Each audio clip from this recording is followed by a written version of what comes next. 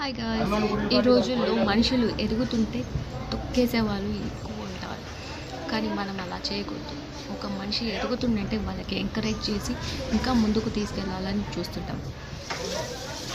కానీ ఏంటో కొద్దిమంది అలా ఉంటారు. కాబట్టి మనం మాత్రం అలా చేయకూడదు. మనం ఒకరికి మంచి చేయాలనుకుంటే దేవుడు ఇంకొకరిని మనకు మంచి చేయాలని చూపిస్తాడు. ఆ దేవుడి రూపంలో వచ్చి వాళ్ళతో మనకు మంచి చేయాలని చూస్తాడు. కానీ మనం మాత్రం ఎవరికి చెడు చేయకూడదు. అలా చెడు చేస్తే మనకే చెడు జరుగుతుందని అనుకోరు.